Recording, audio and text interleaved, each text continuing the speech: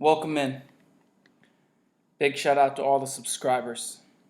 So, this is going to be Basketball 101. Let's kick it off with a little voice here. Overhyped. And if you're in a auction league, which I would suggest legitimately everybody, all our listeners, play in an auction league. It's a lot of fun. It is the best way to draft. This is a name. I agree with him completely. Best way to draft. So that's what we're here to do today. We're going to talk about auction, fantasy auction, NBA. And I'm polished up on my NBA, and I felt compelled that I had to fill a much needed gap out there because there is absolutely no NBA auction coverage going on whatsoever. So let's kick it off as we usually do. I like to level the playing field a little bit. And honestly, the podcast game is a little soft for NBA. But let me just drop a couple here. Level the playing field for you guys. Hardwood Knocks. Decent. You know, I was sad. FWFB, who we like for MLB, they have a basketball. It's just a ghost land. So probably not that. In this league, fantasy basketball, maybe. That clip right there was from Watching the Boxes. Really good team-by-team analysis breakdown there. That would be a good place to go to. The Drive and Dish NBA podcast. The Crossover NBA show. The Ringer NBA show. NBA DFS Today. The Baseline NBA podcast. RotoWire Fantasy Basketball podcast. Perfect Lineup podcast. Fantasy NBA Today, Fantasy Basketball, of course, Roto World Fantasy Basketball, Locked On NBA Basketball, just to name a few. That should get you started, that should keep you busy, and that's also the reason that I'm not going to go really deep into the team-by-team analysis.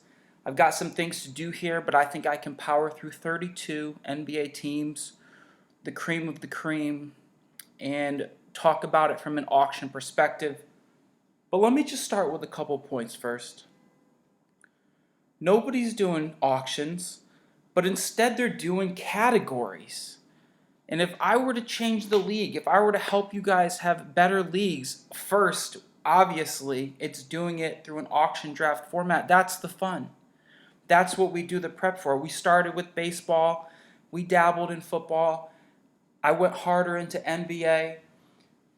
It's going to happen again with baseball. That'll be a whole new saga. But where did this categories idea come from? Why are we doing NBA categories? It's all set up for points. I mean, you'll hear the complaints that, oh, well, it's just minutes and minutes equals points. And points is the biggest driver even from a DFS perspective. But that's okay. It can be about points, kind of like how targets and PPR is for touches. You know, the only reason in baseball that we got into categories, because how do you equate hitting, which is one completely different thing, from pitching? We had to reach out and find a way, and even there we have point systems for wins and things you can get. So it could be a points league. Or you want to balance ERA and WHIP, because you didn't have enough counting categories for the pitchers. But why? Why do it in NBA? That's ridiculous to try to compare scoring points with free throws, with threes, to rebounds, to turnovers, to percentages to points. It's just unnecessary. It's a mistake. And with the rise of DFS, with DraftKings going out to get more rounds of funding, and you're looking for a good scoring system, guess what? Use the DraftKings scoring system. Just use the 3.5 points for a 3, 2 points for a block, 2 points for a steal, half a point for a turnover. Use a point scoring system. Don't turn this into an ugly mess. And then I'm hearing about rotisserie NBA. Is that for all the people that can't sweat it out in a head-to-head playoff style concept because the games aren't right? You know, it's just upsetting to me. Why? And then I'm going, oh, he's good in 9-cat, but not 8-cat. And it depends on your build. Well, you know, builds are useless for me for auction draft prep. Nobody's talking about prices. No one. This guy in here, I mean, they're just mentioning. Let's just go real quick to what he followed up. This is a name I'm going to throw out early in my auction league His because auction. I know the hype's going to be big. I know there's going to be multiple people who want him, and the best thing, we're going to talk about this in future episodes. Future episodes, about why not auction today? Strategy or about different types of draft strategy. Different The best thing to do in an auction league is not to throw out the players you want; is to throw out the players you don't want, or that. Brilliant. Throw out the players you don't want, and I mean that's where the industry is right now. It's stars and scrubs, and it's get money off the board. And before I dive into these players, and I am about to cover the NBA, and honestly, I'm gonna probably overload you with information. You might want to take it in bite-sized pieces. You might have to watch it again because I'm gonna go fairly quickly, and I probably will cover the whole league if I have time here. But let me just review some auction draft strategies, some things that we learned in baseball, some things that carried through to football, some things that apply to all auction drafts, because we're more nuanced. Subscribers to this channel are dominating auction drafts, getting whatever they want. It's not, oh, wow, getting overwhelmed by the mystery. We're getting players we want, and I've got a couple tidbits for home leagues where it's aggressive and people know your strategies. So, more advanced auction draft strategy, my first tip, it's going to surround nomination strategy. And I've said these before, but let me just refresh guys a little bit. So these things are on the front of your mind if in case you do jump into an auction draft, which I suggest just do a Yahoo free auction. Just do a Yahoo. The app is smooth. You can play some fantasy. Follow up with me through the preseason because I'm locked in already. The season is about 20 days away. I'm locked in. I'm going to watch some preseason. You'll have a dominant team. This is going to be easy. But back to my nomination strategy. Let's start with this idea of teeing yourself up. Teeing up your own player and then taking him. Tee it up. Take him. This mixes in with the idea of taking cheap players, taking sleepers. I'd almost call this like a round one sleeper strategy. Some guy that's sleeping, that has good value, and you want him on your team, tee it up and just take him off the board. Because while the first guys are going for 70, 60, 70, outrageous prices, just getting Yahoo dialed up here in the background, there's an extra value in getting a player out of sequence for only 15, 10, 5. Because now you've locked up a roster spot, you're not worried about big stack later, and there's some kind of price that's built into winning a pick. Because in the end, you have to win, you have to get players. And so if you get one that you like, that you know you wanted to build around it cheap, that's going to work. So you got to look at teeing up yourself right away. But now this is the other thing. Guys start to see that you're teeing up sleepers and then you're taking them. And they might start to go, no, that's enough. You're not going to get all the sleepers, especially in a home league where guys know your auction strategy. So I've come up with the test player.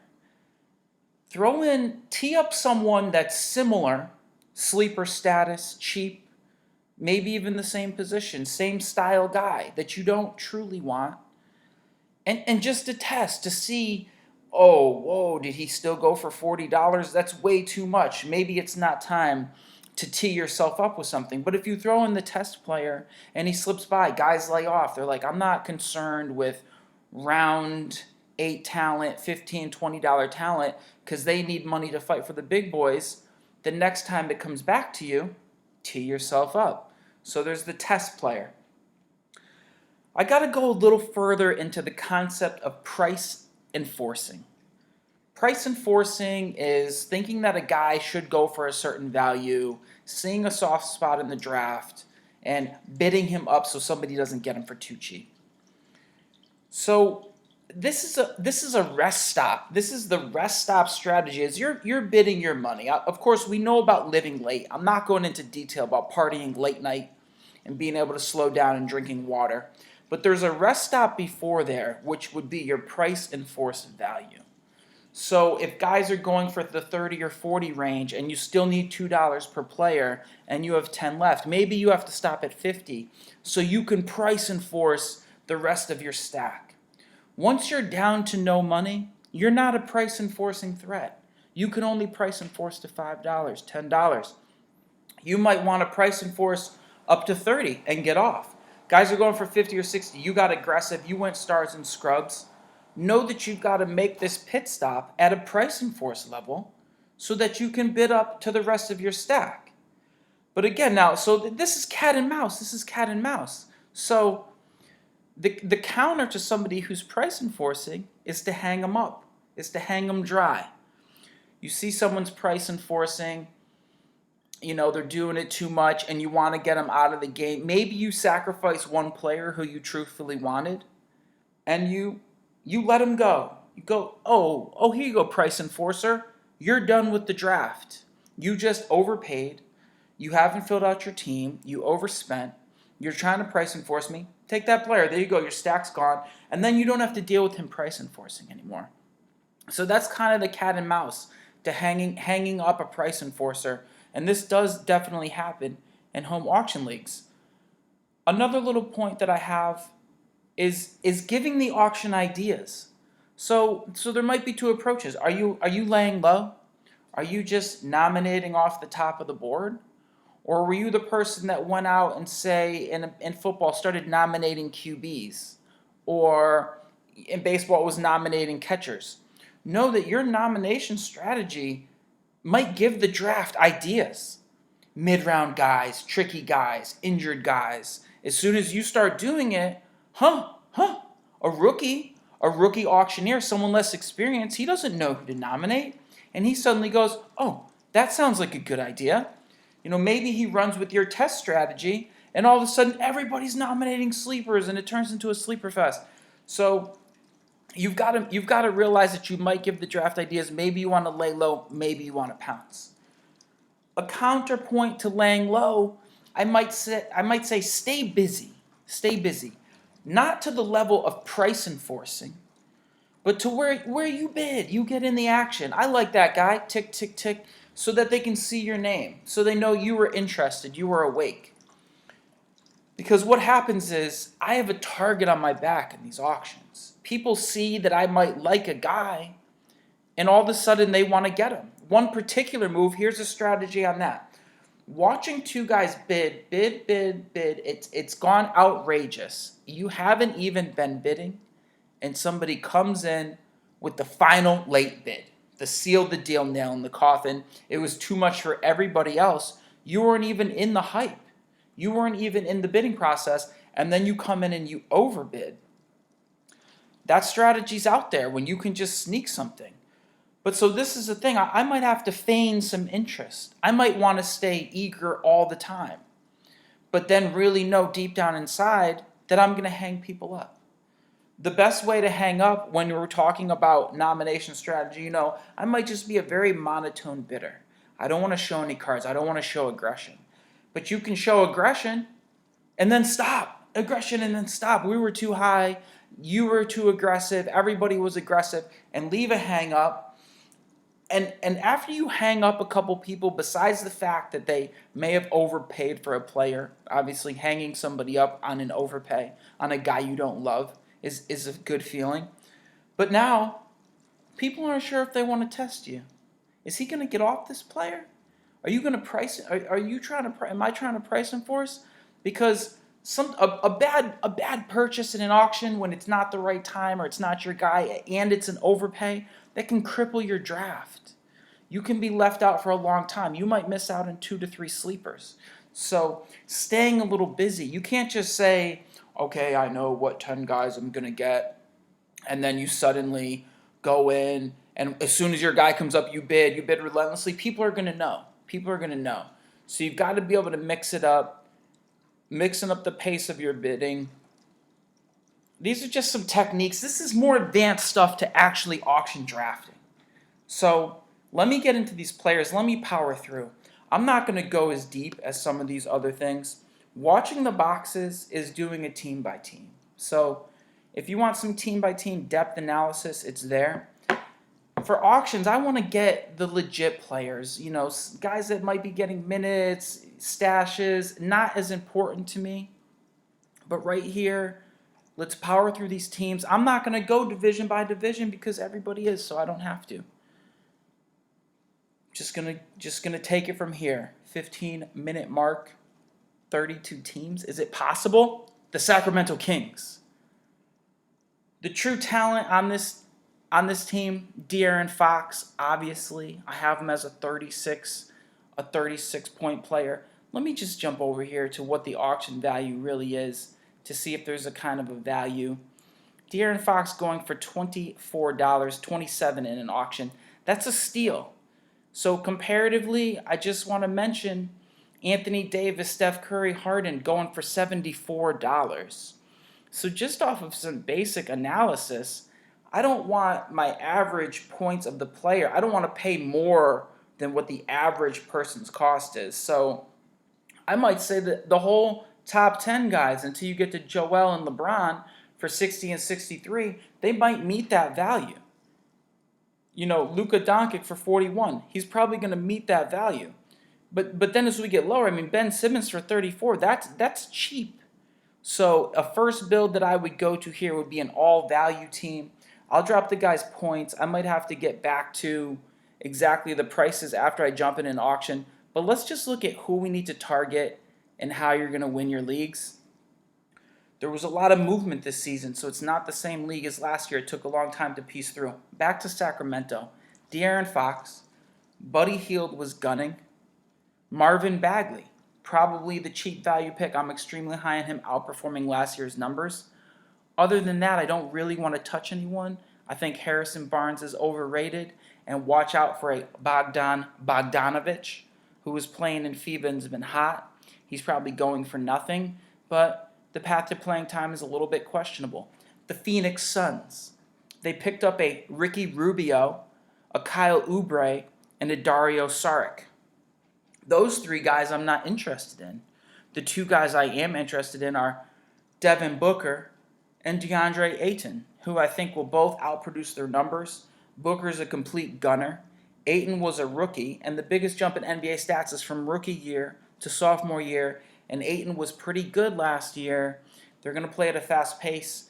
Those are the guys I'm targeting on that squad. The Boston Celtics. Kemba Walker comes over. Kyrie Irving leaves. So everything that Kyrie was getting, Kemba's going to get.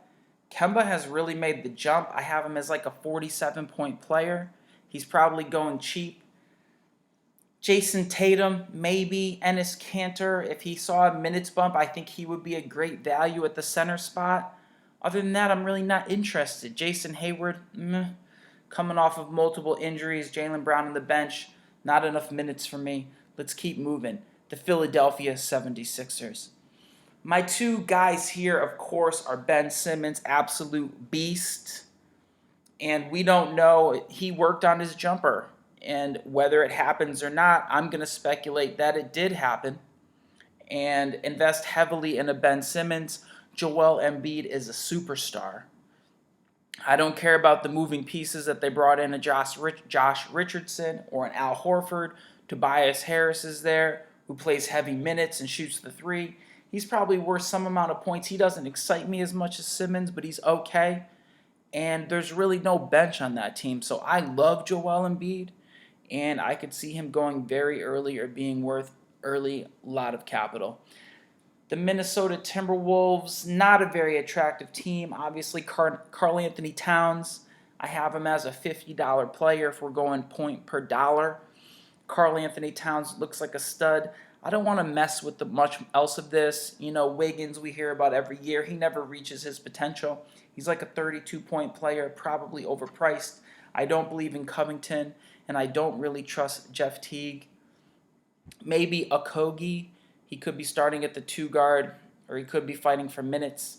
Karl Anthony Towns is my only Minnesota Timberwolf. We got the Brooklyn squad. The Brooklyn Nets. I like Kyrie. Just gunning. Has the team all to himself. They shipped out a lot of players. Kevin Durant is out for the season. I have him as maybe a 47-point player. He's just a gunner. I think he will gun everybody on the squad. Nothing else looks good. Maybe a little Karis LeVert late. I have him as maybe a $27 player. He could be worth a flyer late. He wants to become a star. DeAndre Jordan and Allen at the center spot, they're going to kind of cannibalize minutes if somebody emerged. I like them both, but at the same time, I like neither. at least for not wanting to pay and not knowing who's going to get the role. There's some better options out there. The Washington Wizards, obviously the main man here is Beal. I have him as $47. The secondary player on here is a Thomas Bryant. Sleeper alert. Thomas Bryant. Maybe only a $23 player. He's going to go for trash. I expect a breakout from him. He's going to outproduce his numbers. He's a nice little player.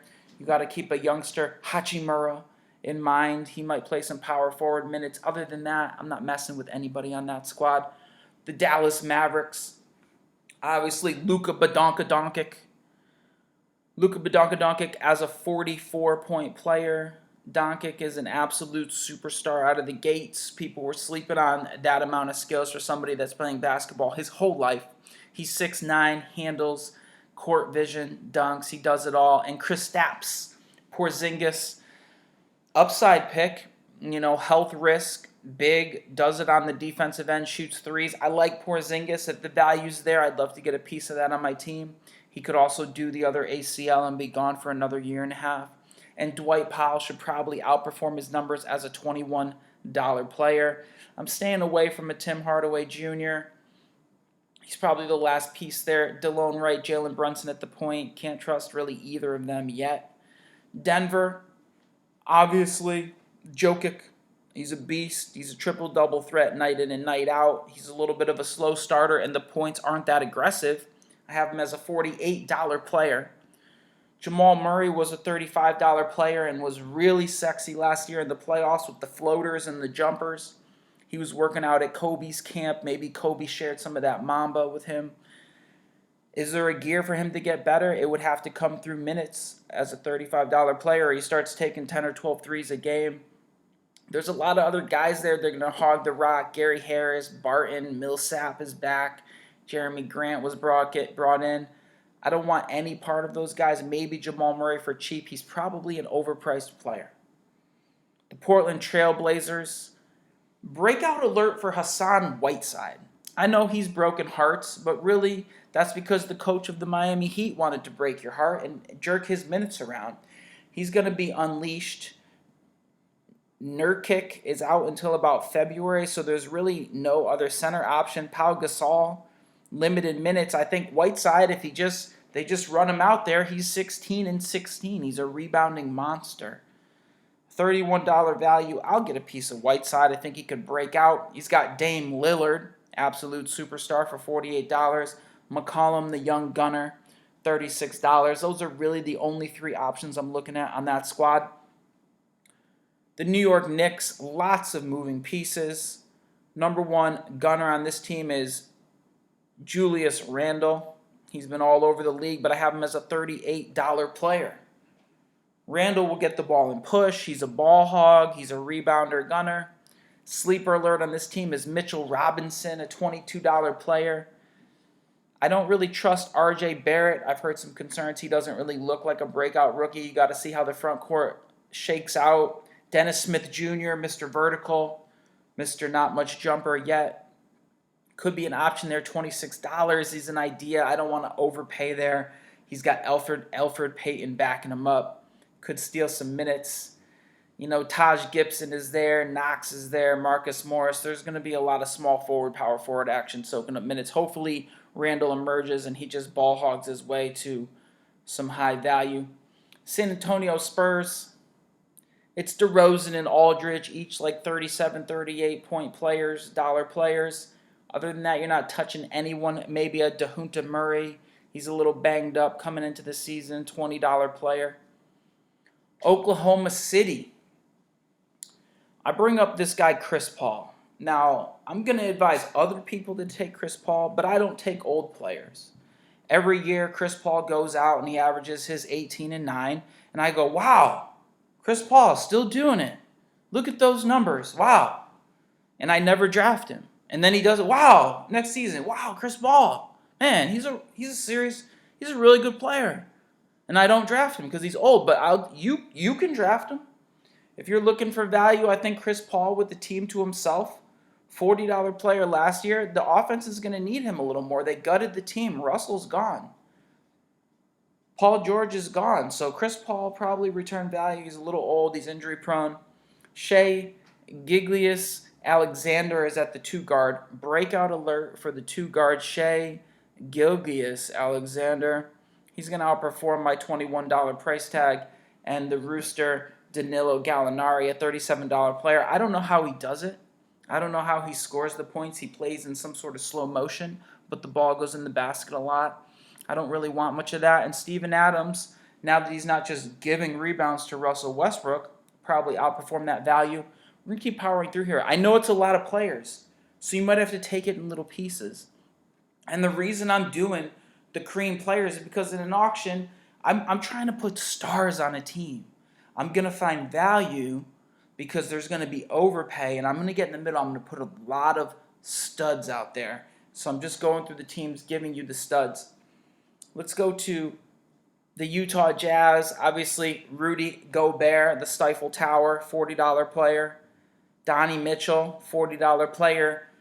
Conley came in at the point guard, $41 player. Now, I don't know what's going to happen with Conley in the way he likes to be ball dominant and Mitchell's overpriced. But I like Mitchell.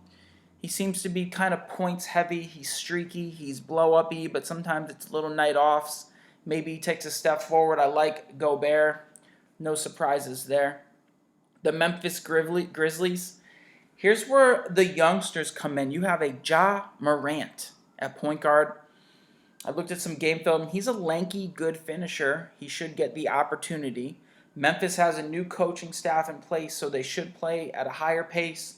Give Ja Morant a shot. Other than that, it's Jaren Jackson Jr.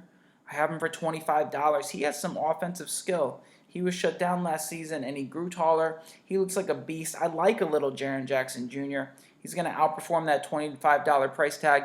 And Jarunas Valanciunas, I don't know his first name, Jay Valanciunas at the center spot, $29 price tag. He was a beast after being shipped over to Memphis, getting a lot of touches, showing that he has some offensive skills. So you're good there on the center spot.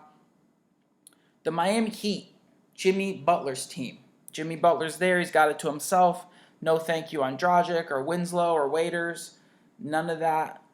Tyler Hero, maybe a youngster. But let's talk about Bam Adebayo. He's now doesn't have Whiteside in the way. So you'd think he's going to get all these minutes, this 33, 35 minutes maybe. But he fouls a lot. So I'm not sure if he's going to be able to stay on the court. And I think he might be a little bit of a bust because I'm noticing he doesn't have a real desire to score. He doesn't have a real aggression. He's willing to pass. I'd rather have a Jaren Jackson Jr. who can shoot some threes and shows a little bit of offensive aggressiveness. I could be wrong. Bam Bam Adebayo jumps out of the roof. So do what you want to do there. The Chicago Bulls. This team is headlined by a Zach LaVine, $38 player. Lauri Markkanen, the injured one, $38 player. Wendell Carter Jr., already a little bit injured, $23 player. Those are the exciting pieces. But this team's gotten muddied up. Satoransky and Dunn are going to fight for the point guard. Thaddeus Young is there. Otto Porter is there. So is Markkanen going to emerge and get force-fed, or is this going to get muddied up? Is Thad Young going to have to get his minutes? Stick with Zach LaVine there. Markkanen, kind of a secondary piece. The Charlotte Hornets, just a completely trash team. Nobody is on this team.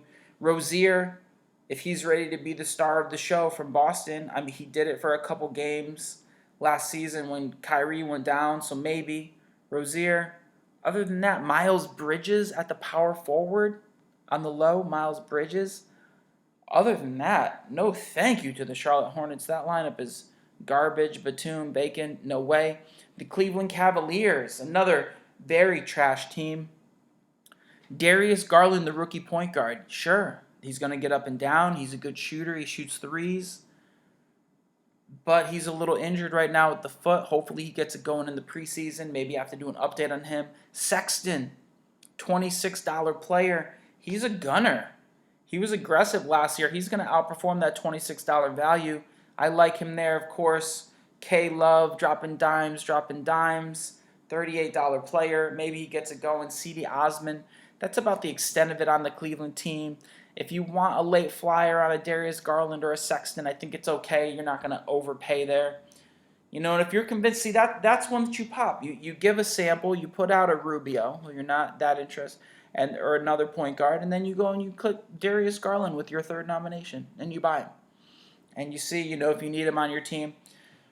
There's probably better options than that. Orlando, dominated by a Nikola Vucevic, who had an offensive breakout last year, a $46 player, but he was in a contract year, and he seemed to be playing with a little bit more oomph. So Vucevic is there as an option. Gordon never reaches his potential, a $34 player. Jonathan Isaac is the supposed breakout candidate. I'm not sure with his long frame. He's worth a flyer, $23 player. Fournier is a gunner, and the point guard position's a mess with Augustine and Carter. So it's pretty much Vucevic. I'm not going to overpay for Aaron Gordon because he's not flashing the basketball skills that I want, and Fournier doesn't do much else than shoot. Detroit, really just two names to mention here. It's Drummond for $44, Blake Griffin for $46. Assuming that Blake Griffin gets injured, which happens a lot, Andre Drummond looks like an absolute monster. I'm hearing best shape of his life talk. So $44, $45 for the Detroit front court combo. Go ahead.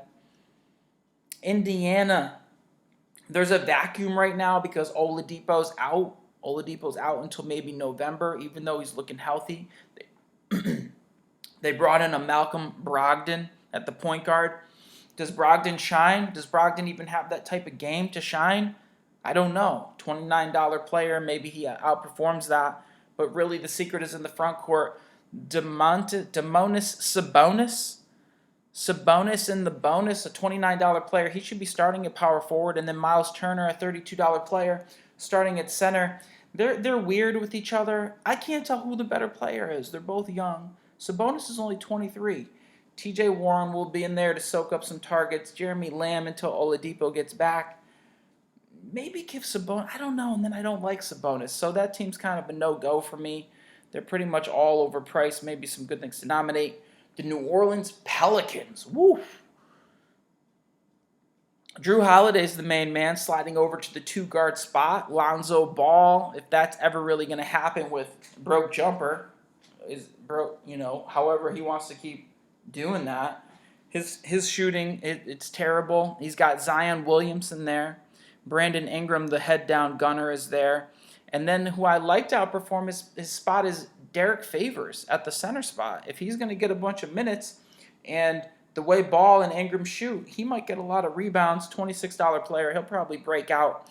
Zion's going to be extremely expensive. I don't know his role yet. It's exciting. He's an absolute monster. We'll see what he added to his game. Says he wants to shoot some threes. So it's Drew Holiday for priciness. New Orleans is going to get up and down. Their coach is going to have them running and gunning. So get some pieces of that team. Toronto wins the Toronto Raptors. I've never seen a team just get so far out in front of the championship hangover than to just sell all the pieces away. You know, Kawhi Leonard, yeah, I love this team. We won a championship. Peace. You know, that was it. We're not going to mess around. We're not going to be there for the decline. He's out. There's a huge void there.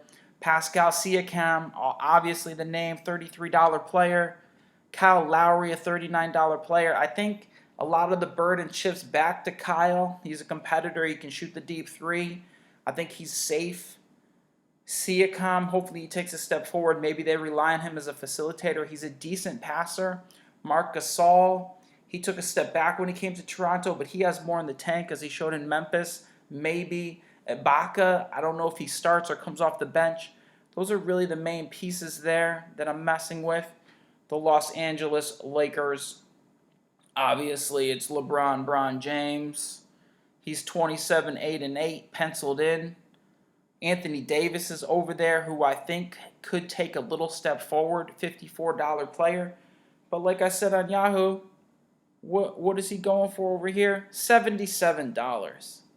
77 is probably too high for a guy that rarely cracks more than 65 games a season. He's fragile as glass, but he is now 26. Maybe his body's toughening up a little bit. JaVale McGee and Dwight Howard are going to cannibalize each other. I don't mess with Danny Green or Bradley or Rondo. So it's Bronny and AD. If you're ready to pay up, maybe just build around Bronny. Doesn't get much surer than that.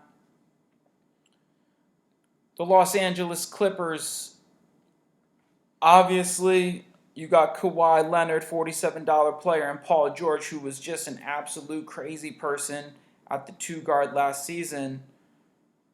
But Paul George had double shoulder surgeries, and he's out until November. So decide what you want to pay for that. Kawhi Leonard is going to get workload management, so pay what you want for that. For 2 guys we've never seen play together. Other than that, it's kind of gross. Lou Williams is not going to be the breakout 6-man gunner that he was last season. For $33, he's going to have to share the rock a little bit. I like a little maybe Ivan Zubac, $18 player. If he starts getting minutes, he could be rebounding some of these jumpers. Or you got the Trez Harrell coming off the bench. Minutes are going to be murky. Those are my main targets there.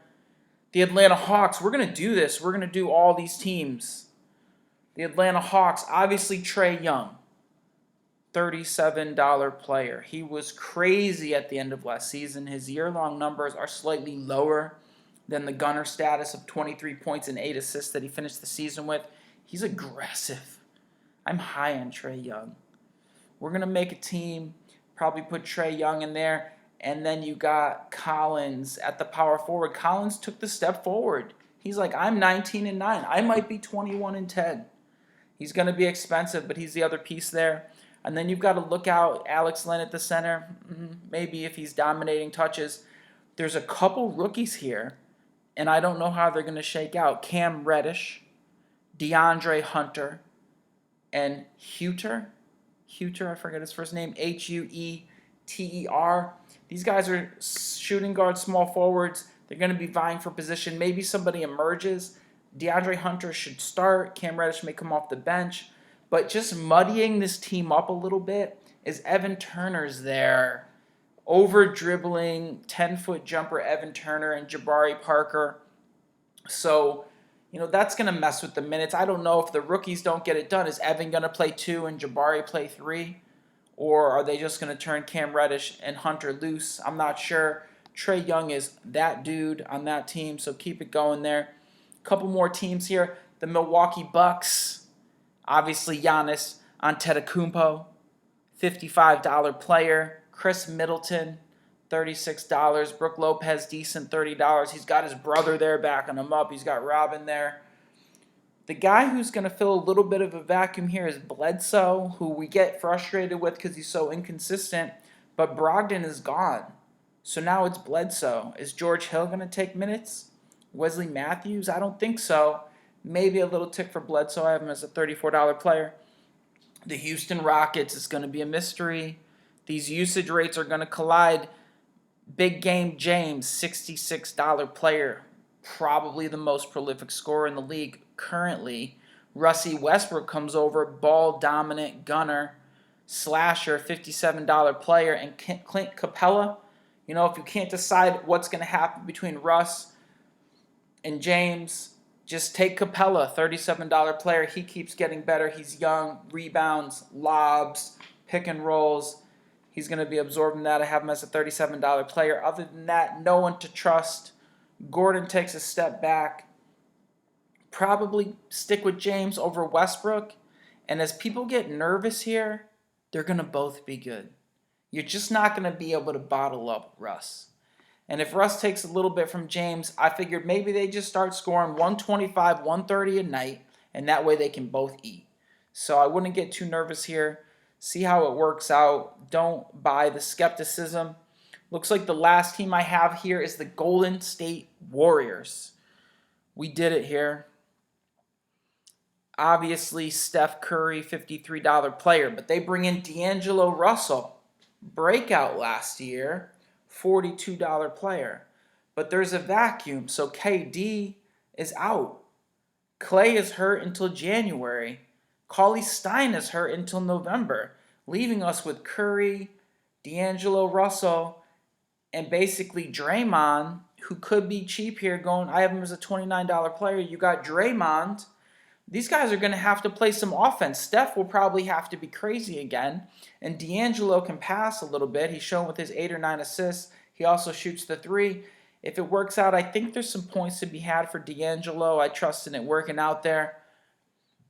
That's basically my recap. Let me just finish this off. That was a lot of players, just some sleepers. Some guys that are going to outperform their value. Any leagues that you should pick up, and this is going to work out for you. Bagley the third at the Sacramento Kings. Enes Kanter. Thomas Bryant of the Washington Wizards. Maybe a Dwight Powell of Dallas. Hassan Whiteside. Giglius Alexander.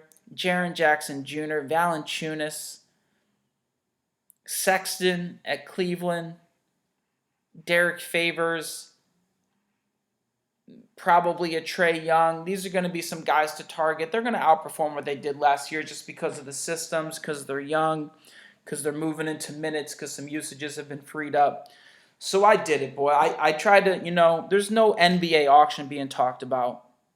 I'm going to do a build. I'm going to take some of those strategies in about sleepers, getting value, not overpaying. I want to maybe have a 2-star system, 2 or 3 stars, but I don't want to go stars and scrubs. I want to go all value. I want to see how much value I can stack into a team by working the auction, put in some of those sleepers I'm confident in. Keep it locked in. Get in an auction league. This is just for fun. This is just before we get into the big marathon that is baseball. But let's do a little NBA. Let's respect it. Jump in an auction. We'll dominate per usual.